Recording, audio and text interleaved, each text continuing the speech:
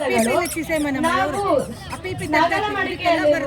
ನಾಗಲಮಡಿಕೆಯಲ್ಲಿರುವ ಶ್ರೀ ಸುಬ್ರಹ್ಮಣ್ಯ ಸ್ವಾಮಿಯ ದರ್ಶನಕ್ಕಾಗಿ ಹಾಗೂ ಸ್ವಾಮಿಯ ಕೃಪೆ ಆಶೀರ್ವಾದಕ್ಕಾಗಿ ನಾವುಗಳು ಬಂದಿದ್ದೇವೆ. ಹಾಗಾದರೆ ಈ ಸುಬ್ರಹ್ಮಣ್ಯ ಯಾರು, ಆತನ ಜನನ ರಹಸ್ಯ, ಜೀವನ ಹೇಗಿತ್ತು ಎಂಬುದು ನಿಮಗೆಲ್ಲ ತಿಳಿದೇ ಇದೆ. ಆ ಸುಬ್ರಹ್ಮಣ್ಯ ಸ್ವಾಮಿಯ ಅನುಗ್ರಹದಿಂದ ನಾವು ಈ ದಿನ ಈ ಪುಣ್ಯಕ್ಷೇತ್ರದಲ್ಲಿ ಸ್ವಾಮಿಯ ಜನನ ರಹಸ್ಯ ಹಾಗೂ ತಾರಕಾಸುರನನ್ನು ಹೇಗೆ ಸಂಹಾರ ಮಾಡಿದನು ಎಂಬುದು ನಾಟಕ ರೂಪದಲ್ಲಿ ಮಾಡಲು ಬಂದಿದ್ದೇವೆ. ಈ ಕಿರುನಾಟಕವನ್ನು ವೀಕ್ಷಿಸಿ ನಮ್ಮನ್ನು ಆಶೀರ್ವದಿಸಿ ಎಂದು ತಮ್ಮಲ್ಲಿ ವಿನಂತಿ. ಬನು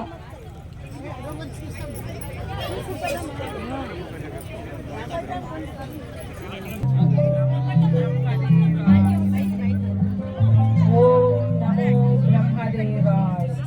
ಓಂ ನಮೋ ಬ್ರಹ್ಮದೇವಾಯ. ಓಂ ನಮೋ ಬ್ರಹ್ಮದೇವಾಯ. ಓಂ ನಮೋ ಬ್ರಹ್ಮದೇವಾಯ. ಓಂ ನಮೋ ಬ್ರಹ್ಮದೇವಾಯ. ಓಂ ನಮೋ ಬ್ರಹ್ಮದೇವಾಯ.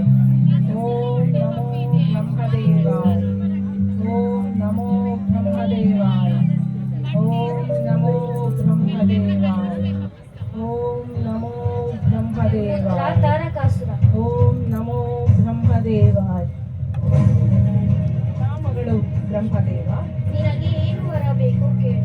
ನನಗೆ ಮರಣ ಇಲ್ಲದೆ ವರ ನೀಡಿ ಪ್ರಭು. ಇದು ಅಸಾಧ್ಯ, ಬೇರೆ ಏನಾದರೂ ಕೇಳು. ಹಾಗಾದರೆ ಈ ನಿನ್ನ ಸೃಷ್ಟಿಯಲ್ಲಿರುವ ಯಾರೂ ನನ್ನನ್ನು ಸಂಹಾರ ಮಾಡಬಾರದು.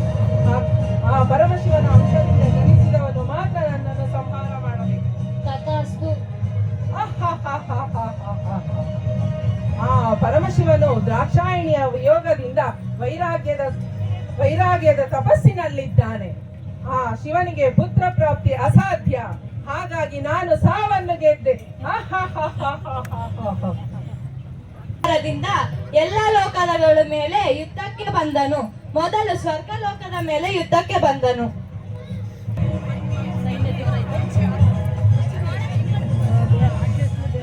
ದೇವೇಂದ್ರ. ತಾರಕಾಸುರ.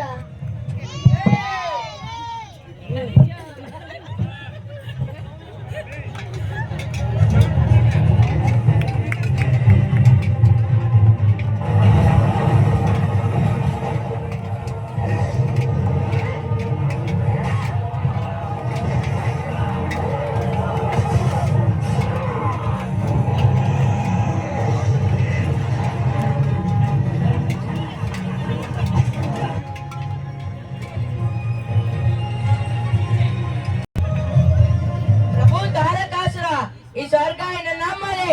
ದೈತ್ಯರಾಜ ತಾರಕಾಸುರನಿಗೆ ಜಯವಾಗಲಿ, ಜಯವಾಗಲಿ.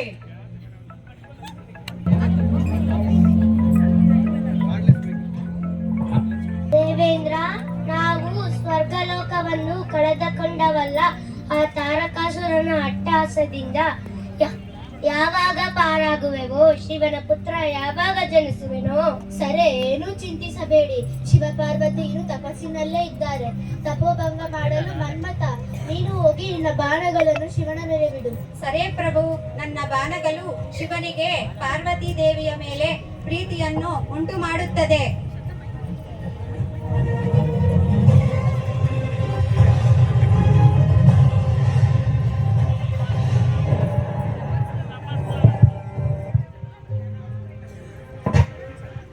ಪ್ರಣಾಮಗಳು ಪರಮೇಶ್ವರ.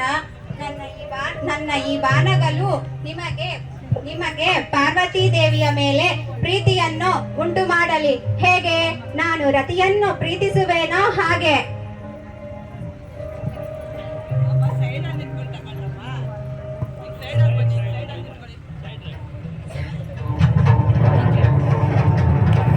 ಶಿವನು ಕೋಪದಿಂದ ತನ್ನ ಮೂರನೇ ಕಣ್ಣನ್ನು ತೆರೆದು ಮನ್ಮಥನನ್ನು ಭಸ್ಮ ಮಾಡುವುದು.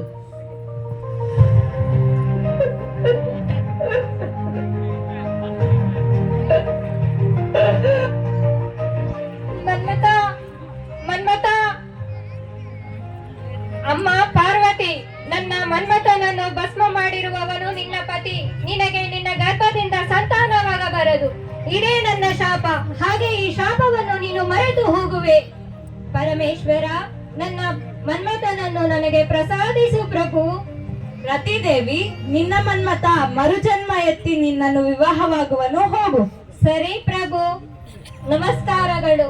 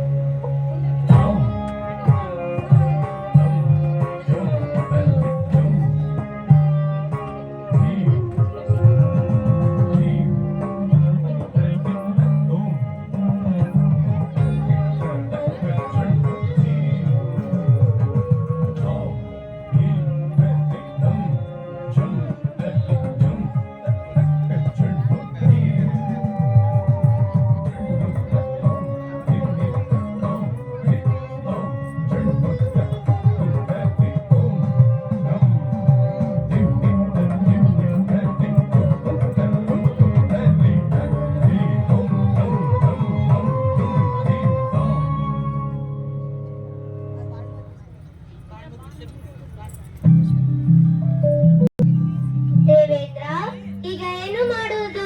ಏನು ಚಿಂತಿಸಬೇಡಿ, ಬ್ರಹ್ಮ ಹತ್ತಿರ ಶರಣು ಹೋಗೋಣ. ಬ್ರಹ್ಮಾಯ ಓಂ ನಮೋ ಬ್ರಹ್ಮದೇವಾಯ. ಓಂ ನಮೋ ಬ್ರಹ್ಮದೇವಾಯ. ಏನು ದೇವತೆಗಳೆಲ್ಲ ಈಗ ಬ್ರಹ್ಮದೇವ, ನಮಗೆ ಯಾವಾಗ ಈ ತಾರಕಾಸುರನ ಅಟ್ಟಹಾಸದಿಂದ ವಿಮುಕ್ತಿ, ಆ ಪರಮಶಿವ ಪುತ್ರ ಯಾವಾಗ ಜನಿಸುವನು? ಬನ್ನಿ, ಎಲ್ಲರೂ ಹೋಗಿ ನಾರಾಯಣ ಹತ್ತಿರ ಹೋಗಿ ಬೇಡೋಣ. ಓಂ ನಮೋ ನಾರಾಯಣಾಯ. ಓಂ ನಮೋ ನಾರಾಯಣಾಯ. ಓಂ ನಮೋ ನಾರಾಯಣಾಯ. ಬ್ರಹ್ಮಾದಿ ದೇವತೆಗಳೇ, ಏನು ಸಮಾಚಾರ? ಸ್ವಾಮಿ ಪ್ರಭು, ನಿಮಗೆ ತಿಳಿಯದ ವಿಷಯ ಏನಿದೆ? ನಮ್ಮನ್ನು ರಕ್ಷಿಸಿ ನಾರಾಯಣ. ಏನೂ ಚಿಂತಿಸಬೇಡಿ. ಶಿವಪಾರ್ವತಿಯು ಇನ್ನು ಏಕಾಂತದಲ್ಲೇ ಇದ್ದಾನೆ. ಶಿವನ ಅಂಶವು ಹೊರ ಬಂದಿರುವ ಸಮಯ ಬಂದಿದೆ. ಬನ್ನಿ, ಎಲ್ಲರೂ ಶಿವನನ್ನು ಹೋಗಿ ಪ್ರಾರ್ಥಿಸೋಣ. ಓಂ ನಮಃ ಶಿವಾಯ. ಓಂ ನಮಃ ಶಿವಾಯ. ಓಂ ನಮಃ ಶಿವಾಯ.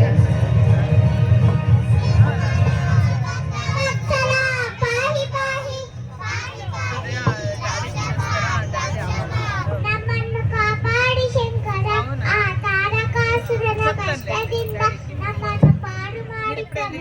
ಸರಿ, ಎಲ್ಲಾ ಕಾಲವೇ ಸಮಾಧಾನ ಹೇಳುತ್ತದೆ. ಶಿವ ತೇಜಸ್ಸನ್ನು ತಾರಕಾಸುರ ಎಲ್ಲಿ ನಾಶ ಮಾಡುವನು? ಅಗ್ನಿದೇವ, ನೀನು ಒಳಗೆ ಹೋಗಿ ಶಿವ ತೇಜಸ್ಸನ್ನು ಭದ್ರವಾಗಿ ನಿನ್ನಲ್ಲಿ ಎಡಗಿಸು. ನಿಮ್ಮ ಆಜ್ಞೆ ದೇವೇಂದ್ರ.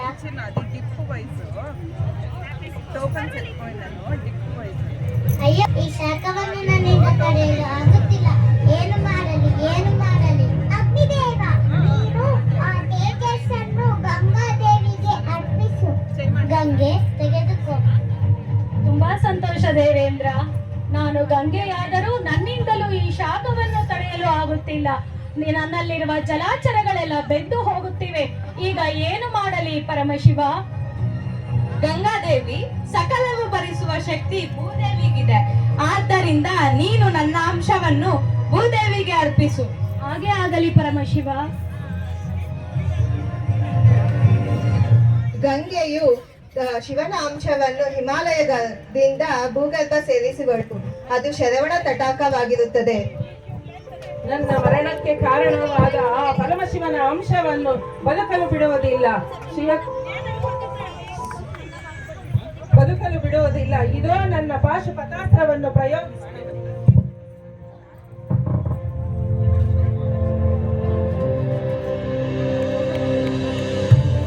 ಆಹಾ ಪರಮೇಶ್ವರ, ನಿನ್ನ ಪ್ರತಿಯೊಂದು ಲೀಲೆ ಅತ್ಯಮೋಘ.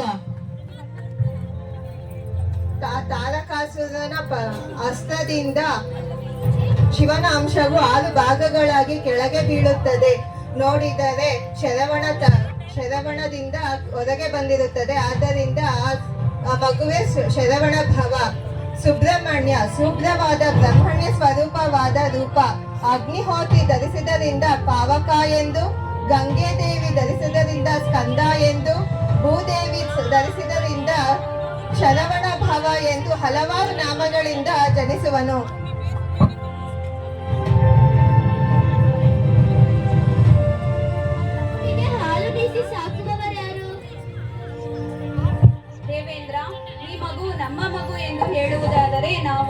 ಒಪ್ಪುವೆವು. ಕೃತಿಕೆಯರೇ, ಹಾಗೆ ಆಗಲಿ. ನಿಮ್ಮ ಮಗನಾಗಿ ಕಾರ್ತಿಕೇಯ ಎಂದು ಕರೆಯಲಾಗುವುದು.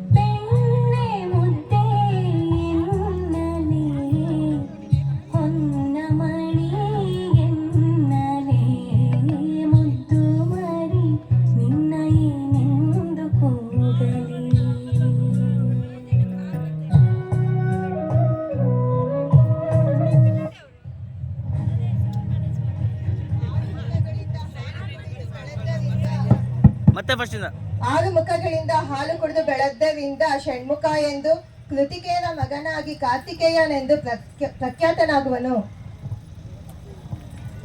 ಶಿವನ ಅಂಶವು ಕಳುವಿನಿಂದ ಪಾರ್ವತಿ ದೇವಿ ಉಗ್ರರೂಪ ತಾಳುವಳು.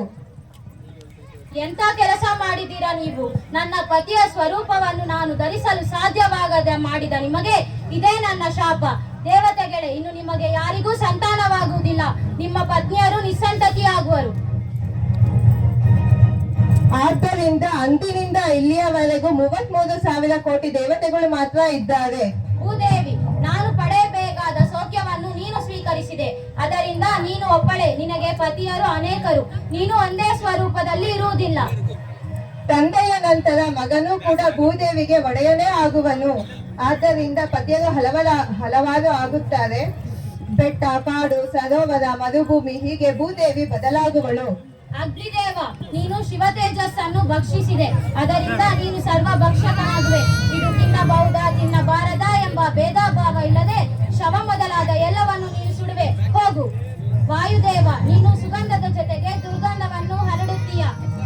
ಗಂಗಾದೇವಿ, ನೀನು ಇದುವರೆಗೂ ಶುದ್ಧವಾಗಿದ್ದ ನೀನು ಇನ್ನು ಮುಂದೆ ಕಲುಷಿತವಾಗಿಯೂ ಇರುವೆ. ಅಷ್ಟೇ ಅಲ್ಲದೆ ನಿನ್ನಲ್ಲಿ ಶವಗಳು ತೇಲುತ್ತೇವೆ.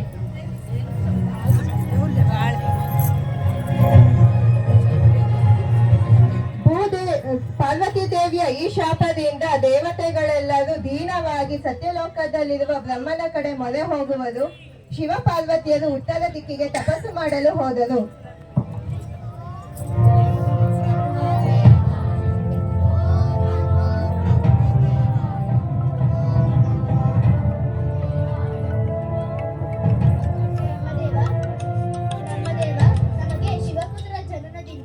ತಾರಕಾಸುರ ಸಂಹಾರ ಬಗ್ಗೆ ಸಂತೋಷವಿದೆ, ಆದರೆ ಪಾರ್ವತಿ ದೇವಿಯ ಶಾಪದಿಂದ ಬೇಸರವಿದೆ. ದೇವತೆಗಳೇ, ಬೇಸರ ಪಡುವ ಅಗತ್ಯವಿಲ್ಲ. ಈ ಶಿವ ತೇಜಸ್ಸು ಏಕೆ ಹೀಗಾಯಿತು ಎಂದು ಹೇಳುವೆನು ಕೇಳಿ. ಒಮ್ಮೆ ಸನತ್ ಕುಮಾರ ನಿದ್ರಾವಸ್ಥೆಯಲ್ಲಿದ್ದಾಗ ಸನತ್ ಕುಮಾರ ಪರಶಿವನಿಗೆ ಕೊಡುವ ವರದ ಬಗ್ಗೆ ತ್ರಿಪುರ ರಹಸ್ಯ ಮಹತ್ವ ಕಾಂಡದಿಂದ ಆಯ್ದಲಾಗಿದೆ. ಒಮ್ಮೆ ಸನತ್ ಕುಮಾರ ನಿದ್ದೆಯಲ್ಲಿದ್ದಾಗ ರಾಕ್ಷಸರೆಲ್ಲರೂ ದೇವತೆಗಳನ್ನು ಕಾಡಿಸಿದ ಹಾಗೆ ತಾನು ದೇವಸೇನೆಗೆ ನಾಯಕನಾಗಿ ರಾಕ್ಷಸರನ್ನು ಸಂಹರಿಸಿದಾಗಿಯೂ ಬಂದಿತ್ತು.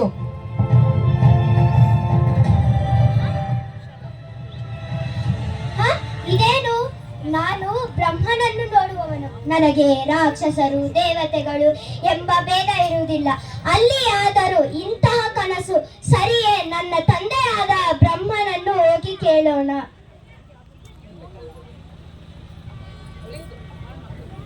ಬ್ರಹ್ಮದೇವರಿಗೆ ಪ್ರಣಾಮಗಳು. ಪುತ್ರ, ಏನು ಹೇಳು? ನಾನು ಮಲಗಿರುವಾಗ ದೇವತೆಗಳ ಸೇನಾಧಿಪತಿಯಾಗಿ ರಾಕ್ಷಸರನ್ನು ಸಂಹರಿಸಿದಂತೆ ಕನಸು ಬಂದಿತ್ತು. ಏಕೆ ಎಂದು ಅರ್ಥ ಆಗಲಿಲ್ಲ. ಮಗು, ನೀನು ಇಂದಿನ ಜನ್ಮದಲ್ಲಿ ದೊಡ್ಡ ವೇದ ಪಂಡಿತ. ನಿನಗೆ ವೇದಗಳೆಂದರೆ ಬಹಳ ಇಷ್ಟ. ನೀನು ಹಗಲು ರಾತ್ರಿ ವೇದಗಳನ್ನು ಹೇಳುತ್ತಿದ್ದೆ, ಕೇಳುತ್ತಿದ್ದೆ. ನಿನಗೆ ವೇದಗಳೆಂದರೆ ಪ್ರೀತಿ. ಅದರಿಂದ ವೇದಗಳಿಂದ ಪ್ರತಿಪಾದವಾಗಿ ಹವೆಸು ತೆಗೆದುಕೊಂಡ ದೇವತೆಗಳೆಂದರೆ ಬಹಳ ಇಷ್ಟ. ಆ ದೇವತೆಗಳಿಗೆ ತೊಂದರೆ ಕೊಡುವ ರಾಕ್ಷಸರೆಂದರೆ ಅಷ್ಟೇ ಕ್ರೋಧ. ಅದು ನಿನ್ನ ಜನ್ಮ ಬದಲಾಗಿ ನೀನು ಇಲ್ಲಿಗೆ ಬಂದರೂ ಆ ಸಂಪರ್ಕದಿಂದ ನಿನಗೆ ಈ ರೀತಿ ಕನಸು ಬಂದು ದೇವತೆಗಳಿಗೆ ಸೇನಾಧಿಪತಿಯಾಗಿ ರಾಕ್ಷಸರನ್ನು ಸಂಹಾರ ಮಾಡಬೇಕೆಂಬ ಬಯಕೆ ನಿನಗೆ ಉಳಿದಿದೆ. ಸರಿ ದೇವ, ನಾನು ಹೊರಡುವೆ. ಇದೇನಾ? ಇಷ್ಟೇನಾ? ಸರಿ. ನಿತ್ಯವೂ ಪರಬ್ರಹ್ಮಂ ನೋಡುವವರ ಮಾತು ನಿತ್ಯ ಸತ್ಯ. ಹಾಗಾಗಿ ಸನತ್ ಕುಮಾರನ ಕನಸನ್ನು ನಿಜ ಮಾಡಲು ಪಾರ್ವತಿ ಪರಮೇಶ್ವರರು ಕದಲಿ ಬರುವರು. ಆಹಾ, ಏನು ನೀನು ಜ್ಞಾನಿ ಎಂದು ಅಷ್ಟು ಅಹಂಕಾರ? ನಾನು ಪಾರ್ವತಿ ಸಮೇತನಾಗಿ ಬಂದರೆ ಎದ್ದು ನಮಸ್ಕಾರ ಮಾಡಲಾಗುವುದಿಲ್ಲವೇ? ಇದೋ ಶಾಪ ಕೊಡುವೆನು ನಿನಗೆ. ಯಾರನ್ನು ಶಪಿಸುವೆ ನೀನು? ನೀನೇ ನಾನು, ನಾನೇ ನೀನು. ಅಹಂ ಬ್ರಹ್ಮಾಸ್ಮಿ. ಪರಬ್ರಹ್ಮ ಒಂದೇ. ಮತ್ತೆ ಯಾರನ್ನು ಶಪಿಸುವೆ? ಈ ಶರೀರವನ್ನೇ. ಅದು ನಾನಲ್ಲವಲ್ಲ. ಆಹಾ, ಸರಿ, ವರ ಕೊಡುವೆನು ನಿನಗೆ. ಮತ್ತೆ ಅದೇ ವರದಿಂದ ಸುಖ ಪಡುವವರು ಯಾರು? ಶಾಪ ಎಂದರೆ ಕಷ್ಟ, ವರ ಎಂದರೆ ಸುಖ ಎಂದು ಭೇದವಿದೆಯೇ? ವರ ಎಂದರೆ ನಾನು ಕೊಡಿ ಎನ್ನಬೇಡ. ಇಂತಹ ಹೊಸ ಹೊಸ ಮಾತನ್ನು ನೀನು ಮಾತಾಡಬೇಡ. ನೀನು ಸರಿ, ನೀನೇ ಏನು ಬೇಕು ಕೇಳು. ನೀನು ನನ್ನ ಮಗನಾಗಿ ಜನಿಸಬೇಕು. ಖಂಡಿತ ಹುಟ್ಟುವೆನು. ಸರಿ ಪರಮೇಶ್ವರ, ನೀನೇ ಕೇಳಿದೀಯ. ಪಾರ್ವತಿ ದೇವಿ ಕೇಳಲಿಲ್ಲ. ಅದಕ್ಕೆ ನಿನಗೆ ಮಾತ್ರ ಮಗನಾಗಿ ಹುಟ್ಟುವೆನು. ನಾನಿ, ಇದೇನು? ಮಹೇಶ್ವರನು ಸುತನಾದರೆ ನನಗೂ ಸುತನಲ್ಲವೇ? ಪತಿ ಕೇಳಿದರೆ ಪತ್ನಿಯೂ ಕೇಳಿದ ಹಾಗೆ ಅಲ್ಲವೇ? ಮಗು, ಅದಕ್ಕೆ ನೀನು ನನಗೆ ಜನಿಸಬೇಕು. ಅಮ್ಮ, ನೀವು ನನಗೆ ಜ್ಞಾನಿ ಎಂದು ಕರೆದಿರುವಿರಲ್ಲ. ಜ್ಞಾನಿ ಎಲ್ಲಾದರೂ ಮತ್ತೆ ತಾಯಿ ಗರ್ಭ ವಾಸ ಮಾಡಲು ಬಯಸುವರೋ? ಸರಿ, ಹಾಗಾದರೆ ನಾವು ಒಂದು ರಾಜಿ ಮಾಡಿಕೊಳ್ಳೋಣ. ಏನದು? ನನ್ನ ಶರವಣ ಎಂಬ ತಟಾಕವಿದೆ. ಅದರಿಂದ ನೀನು ಜನಿಸು. ನೀನು ಶರವಣ ಭವವಾಗುವೆ. ಸರಿ ತಾಯಿ. ಕುಮಾರನು ಈಗ ಸುಬ್ರಹ್ಮಣ್ಯನಾಗಿ ಅವತಾರ ತಾಳಿ ನಂತರ ಉತ್ತರ ಭಾರತದಲ್ಲಿ ಕುಮರಿಲ ಭಟ್ಟಮ್ಮಾಗಿ, ದಕ್ಷಿಣ ಭಾರತದಲ್ಲಿ ಜ್ಞಾನ ನಂಬೂದರರಾಗಿ, ತದನಂತರ ರಮಣ ಮಹರ್ಷಿಗಳಾಗಿ ಅವತಾರ ತಾಳಿದರು.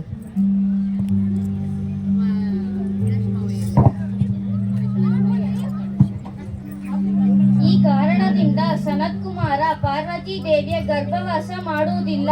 ಶಿವ ತೇಜಸ್ಸು ಕಾರ್ತಿಕೇಯನಾಗಿ ಜನಿಸುವುದಕ್ಕೋಸ್ಕರ ಈ ವೃತ್ತಾಂತವೆಲ್ಲ ನಡೆಯಿತು.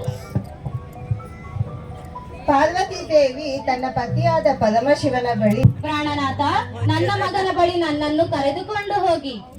ಸರಿ ಸಖಿ.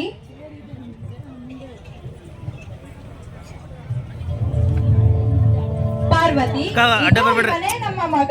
ನನ್ನ ಮಗ ನನ್ನ ಬಳಿ ಕಳಿಸಿ.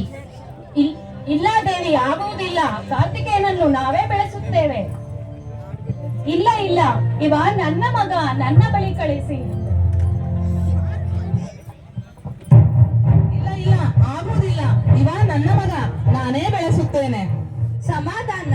ಕಾರ್ತಿಕೇಯ ಕೃತಿಕೆಯರ ಹತ್ತಿರನೇ ಬೆಳೆಯಿರಿ. ನಾನೇ ಅವನಿಗೆ ಸಕಲ ಯುದ್ಧ ವಿದ್ಯೆಗಳನ್ನು ಕಲಿಸುತ್ತೇನೆ. ತುಂಬಾ ಸಂತೋಷವಾಯಿತು ದೇವ.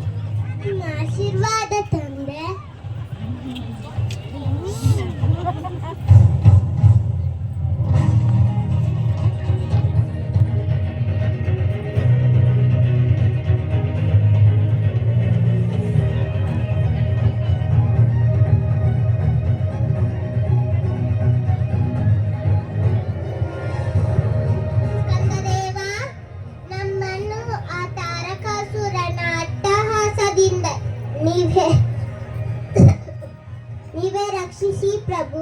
ಸರಿ, ನಾನು ನಿಮ್ಮ ಸೇನಾಧಿಪತಿಯಾಗಿ ಬಂದು ದಾರಕಾಸುರನ್ನು ಸಂಹಾರ ಮಾಡುತ್ತೇನೆ. ಹಾಗೆ ಆಗಲಿ ಪ್ರಭು.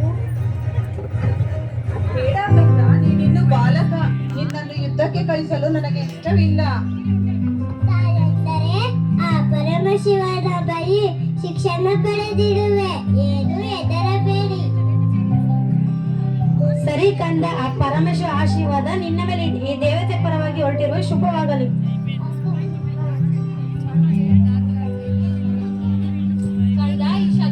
ಕಂದ, ಈ ಶಕ್ತಿ ಆಯುಧ ತೆಗೆದುಕೋ, ನಿನಗೆ ವಿಜಯ ಸಿದ್ಧಿಸುತ್ತದೆ. ತಾಯಿ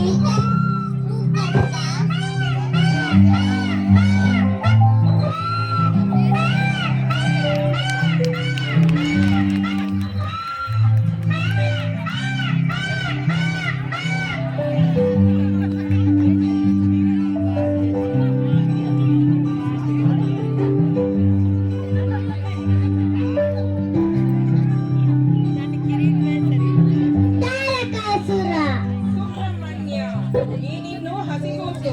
ನೀನ ನನ್ನನ್ನು ಸಂಹಾರ ಮಾಡಲು ಬಂದಿರುವವನು. ಸರಿ, ಯುದ್ಧಕ್ಕೆ ಬಾ.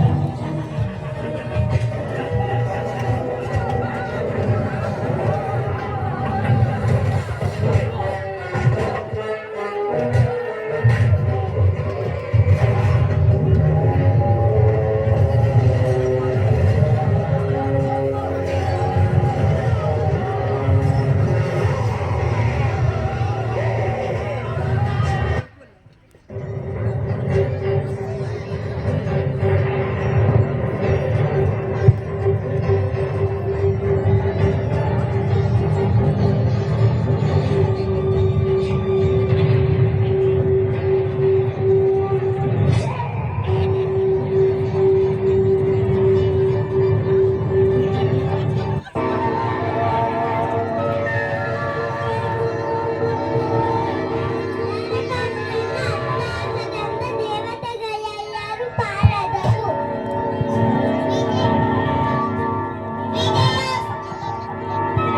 ವಿಜಯನಿಗೆ ಜಯವಾಗಲಿ, ಸುಬ್ರಹ್ಮಣ್ಯನಿಗೆ ಜಯವಾಗಲಿ, ಕಾರ್ತಿಕೇಯನಿಗೆ ಜಯವಾಗಲಿ.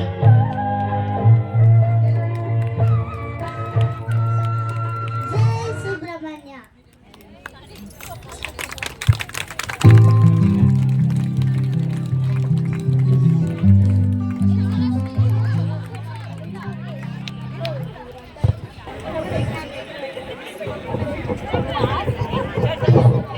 ನಮ್ಗೆಲ್ಲ ಇಲ್ಲಿ ಮಾಡಿಸಿದೀರಾ.